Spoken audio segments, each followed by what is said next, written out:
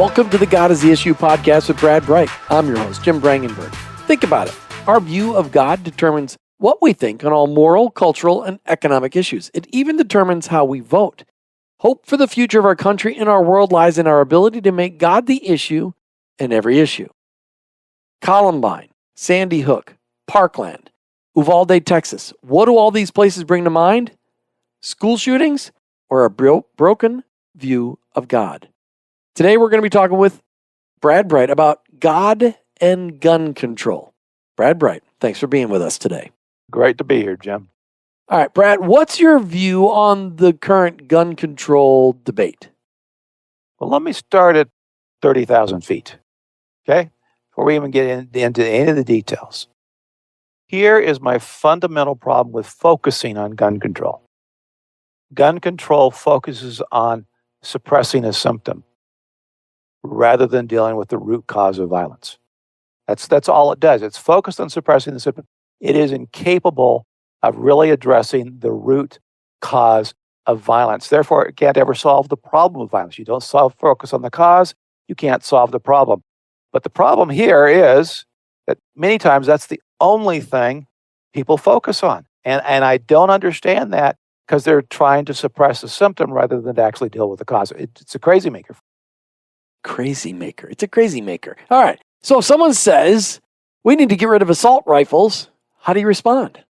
Look, I am willing to discuss forms of gun control that don't violate the Constitution. I'm willing to discuss them as long as, this is my caveat, as long as we first address the cause of violence in our culture and the possible solutions. Look, if you want to have a conversation with me about guns and you want to talk about gun control, but you don't want to talk about the cause of violence, I'm frankly not really interested in having a conversation because talking about gun control is not going to solve the problem. I want to talk about real solutions to the real problems. And so, frankly, and from my perspective, if a person's not willing to talk about the cause of gun control, it's either because they're not very smart or they aren't serious about finding real solutions. And that's why I won't have the gun control conversation without talking about causes first.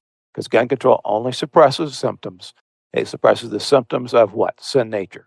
And therefore, and then gun control can't do anything to affect our nature. So if you think that getting rid of violence by getting rid of guns is the problem, I mean, if that's the solution, you haven't read your Bible recently. Cain murdered his brother Abel. What did he use? The Bible doesn't tell us. An assault rifle. Probably a club. No assault rifles here. All right. David murdered Uriah the Hittite because he had slept with his wife when they were having a baby. And what did he use? Well, probably arrows were shot from the wall. They put him in the front of the battle. He was probably struck down with arrows. Absalom murdered his brother Amnon with what? With a sword. The Israelites stoned the prophets with stones. The Jewish leaders crucified Jesus on a cross. Oh, no assault Here's rifles. the astounding thing. Not a single gun or assault rifle was used in any of these instances. So do you think we should allow American citizens to own assault rifles? The problem's not assault rifles, Jim.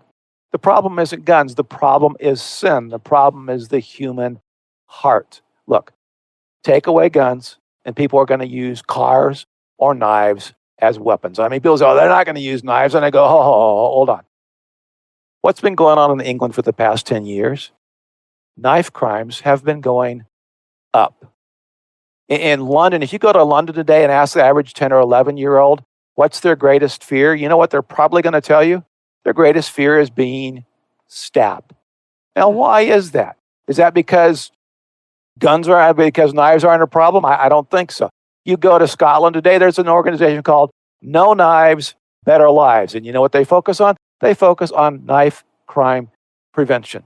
You see, if you take away guns, they're just going to use knives because you haven't solved the problem. And we know they're going to use knives because we see it going on today in the world. If you're unwilling to address the root cause of violence, which gun control does not do, you're never going to solve the problem.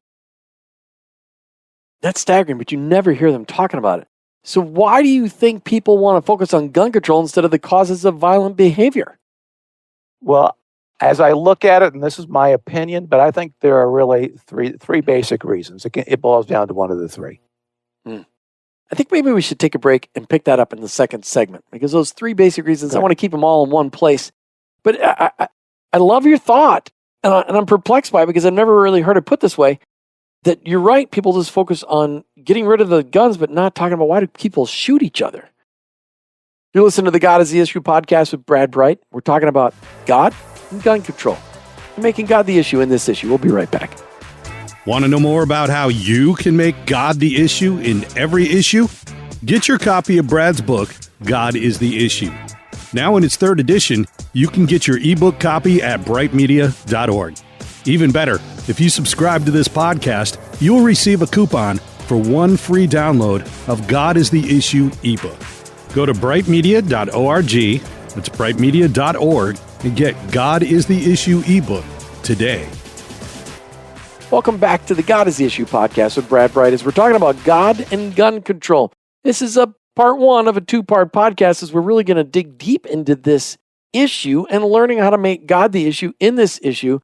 Brad, right before the break, I said, okay, listen, why do you think people want to focus on gun control instead of the causes of violent behavior? And you kind of hinted, and I said, let's hold off and talk about this segment of the show. So why? Why do you think people want to focus on gun control instead of the causes of violent behavior? And I mentioned, I think there are three basic reasons. The first one is, and we all do it, the average person has heard 1,000 times that gun control will make them safe. Heard it 1,000 times. So they just assume it's true. But they've never done any real research, because either they don't have time, or they don't know how, or they're just kind of a gullible type of person that'll believe whatever they're told. And there are those folks out there. I could remember working on Bill Armstrong's campaign, and one day someone said that Bill Armstrong was pro-abortion. They called in and said, I understand Bill Armstrong's pro-abortion. He's just an average citizen. And I said, well, where'd you hear that? They said, well, we heard that from a staff member on Carlos Lucero's campaign, who was the other candidate running for Senate. And I said, well, let me assure you, there's no one in the United States Senate more pro-life than Bill Armstrong, and I can assure you that Carlos Lucero is not pro-life. Whoever you talked to on that campaign told you bald-faced lie, and I think I've mentioned this in a prior podcast. But here was the point. Rather than doing real research and real thinking, many people will believe anything they're told, especially if there's a really heart-wrenching story that tugs at your heart. So you're saying the first reason that a lot of people aren't well-informed about eliminating, on this whole gun control debate, is that they're not well-informed. Just not well-informed. All right, Yeah. so what's the second reason? Second reason is kind of a practical reason. Many people see gun control as the most expedient option. That is, it's easier to suppress the symptoms than to deal with the root cause. I mean, especially, and I understand why, especially when there are multiple potential causes, and not everyone agrees on what the primary cause is. So when that's the case, that's a lot harder work to actually deal with the root cause. But in the long run, suppressing symptoms never solves the underlying problem. If you don't deal with the cause of violence, the root cause of violence is not going to go away. It's not going to get better. And in fact, I would tell you, I would be willing to bet it will get worse if you ignore the cause. And gun control, again, ignores the root cause of violence. So look, clamping the lid down on a boiling pot doesn't make the pot stop boiling. It simply turns it into a bomb that eventually is going to blow sky high as the pressure builds. Gun control only clamps the lid down tighter. All right, so you're saying many people deal with symptoms in our culture, certainly dealing with this gun control debate, than the cause because it's easier. Yeah, exactly. All right, so what's the third reason? Third reason, and this is significant, is there is a fatally flawed assumption about human nature. And you find this especially on the progressive left, the secular progressive left. And it's that people who either believe God does not exist or that God is irrelevant. Let me give you an example. Whoopi Goldberg, a couple months ago, she made a statement. She was talking about abortion, and she said, abortion, it's a human issue, not a religious issue. And I went, oh, she just showed her cards there. She believes God's opinion is irrelevant when it comes to abortion. And then my question in my mind is, I wonder if she thinks God's opinion is irrelevant when it comes to racism. I doubt it. I think she would probably think God's opinion is very important, probably because God's opinion would agree with her opinion. So it's an excuse, but this downplaying of the importance of God's opinion because people either don't believe God exists or they think he's irrelevant. Another example is, it really is the secular progressives who say both defund the police and they advocate for gun control. In other words, they want to take away your two best means of protection. But it all boils down because of to how they view God. They deny that we have a sin nature, and they believe that people are born basically good. And therefore, since people are born basically good, the problem is not the individual. They believe the problem is the broken system, which creates broken people. And so here's what they believe. They believe the core problem is systemic. Where have we heard that word before? The core problem is systemic. Their core belief is, if you change the system, you can change people. But here's the catch. In order to do that, you have to have power. And for them, gun control is people control. Gun control is people control. It's all about power. They want to increase the power of government as a means to an end. They want to reshape culture in their image. Now, I think many of them mean well, but they're just dead wrong because their starting assumption is way off base. Their underlying assumption about human nature is fatally flawed, and therefore their solution can never work. Wow, that was a lot to swallow. All right, so in light of all that, those three basic reasons, what do you believe are possible causes of gun violence and just frankly, violence in general? There are a lot of causes, and let's go through some of those causes. And then I believe there's a primary cause. But, we talk about mental health. That is a cause of violence and gun violence. Alienation. Alienation is a real problem in our culture today in this world of technology in which you live. And alienated people can do awful things. Then here's one. Away without leave dads, AWOL dads, dads that aren't there in the home. That makes a huge difference in how a child grows up and how they grow up and are acclimated. Another one is Hollywood. Hollywood has pictures out there that model violence for young people. And understand, visuals are more powerful than words, far more powerful. I remember Leslie Stahl, who's a reporter. This was a few years ago. I saw her on a talk show. And she was talking about how in the 80s she had done a hit piece on Ronald Reagan. She said, I knew the next time I was at the White House, I was probably going to get read the riot act by the president. So she said, sure enough, I'm at a party at the White House at a reception, and the president makes a beeline for me. She said, I braced myself for what was coming next. And the President Reagan walked up to her and said, Leslie, great article. And Leslie said, I was dumbfounded. She said, and then I realized the president understood something that I didn't understand. She said, as I thought about it, I realized he understood that visuals are more powerful than words. And every visual on that article made him look strong and virile and made him look like a leader. She said, I learned an important lesson that day. And you see, Hollywood uses visuals, and visuals shape who we are in ways that words never can. Pornography, same problem. It objectifies, devalues women. It makes them an object of self-gratification. And again, visuals are more important, are more powerful than words. So it shapes how men see women. Video games, another one. They role play violence with children, usually using what? Visuals. And they reward violent behavior. And it starts programming the minds of these kids in a ways that ours never were as young people. And as a young person, you're very vulnerable to being programmed through your emotions and through the eye gate. See, the center of human thought doesn't even move to the frontal lobe. That is the center of reason until you're 25 years old. And so it all goes in through the emotions, through the brainstem. So we're very vulnerable up until at that point as human beings. And then you have stuff like media and politicians who fuel the fires of anger and violence for political reasons. There's drug abuse, which rewires the brain, poverty combined with poor education, and AWOL dads leads to a sense of hopelessness. public schools, which are unaccountable to parents, and even the language itself, redefining words. All these things play into the final scenario. Wow, what a great summary. And just really appreciate the clarity on that, Brad, and helping us understand why gun control is a losing battle, because it's not going to solve the problems we're dealing with. You're listening to the God is the Issue podcast with Brad Bright as we're talking about God and gun control, and we'll be right back.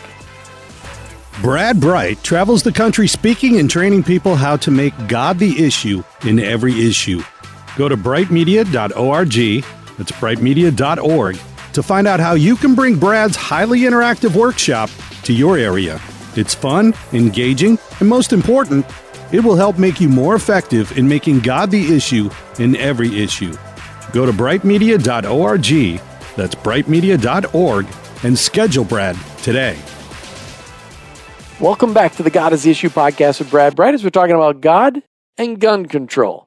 All right, Brad, what do you think is the primary cause of gun violence? Yeah, we've talked about a lot of causal issues, but here's what I think is the primary cause. I think that education that omits God is the primary cause of gun control. Teaching children that God does not exist or that God is irrelevant. Hang on, it was the primary cause of gun violence or gun control? Of gun violence. Did I say gun control? You did. Sorry. No, primary cause of gun violence is education that omits God.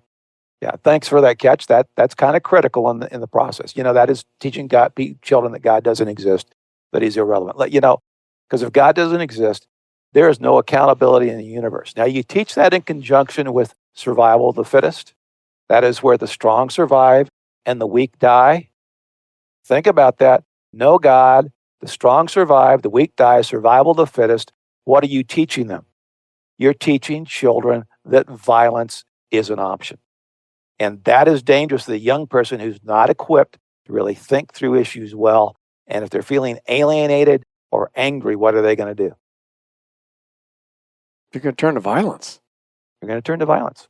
They are, because survival of the fittest. No God, survival of the fittest. So, Brad, are you saying that the primary cause of gun violence is a spiritual issue? I am. Jim, if there's no God, there's no ultimate moral authority in the universe. I become my own God. You're your own God. I'm my own God. I get to decide for me what's good, what's bad. And you don't have any right to tell me what is good and what is bad. So if I think violence is good, it's good for me, then why not? Because, look, if God doesn't exist, then morality is a fairy tale on the level of Santa Claus, just like, level of Santa Claus, like Santa Claus or Easter Bunny. And I've said this for years. I've challenged people to prove me wrong.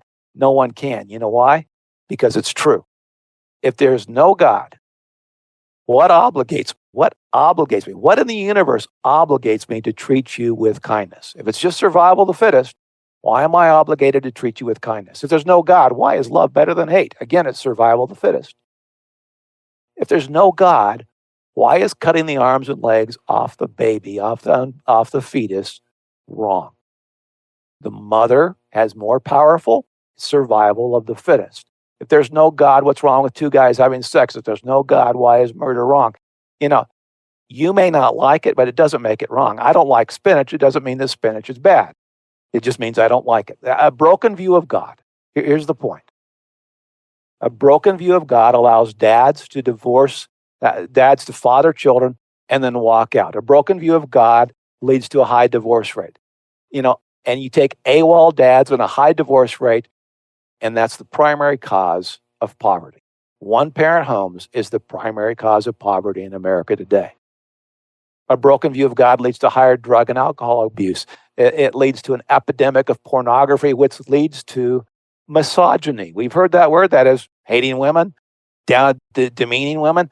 Pornography is probably the most powerful tool in shaping males to demean women. A broken view of God leads to higher abortion rates. It leads to Hollywood justifying anything for the sake of money, drives people to suicide or to embrace violence. It leads to alienation from God, which leads to alienation from others. And alienation drives people to do horrible, horrible things. So here's the bottom line. Don't think for an instant that we can pass a bunch of gun control laws and that will take care of violence. It won't. It can't. In fact, you think the violence is bad now? It's going to get worse. It's going to get worse. And I've been saying this for 20 years, and I've been right so far. It's going to get worse unless we bring God back into the conversation. I've been saying it for 20 years, and time has proven me right. Your children will never be safe, ever be safe, as long as we keep on excluding God from education. I promise. Brad, we're out of time, but there's so much more we want to cover. Can we carry on this conversation into part 2, God and gun control, next week? Let's do it. All right.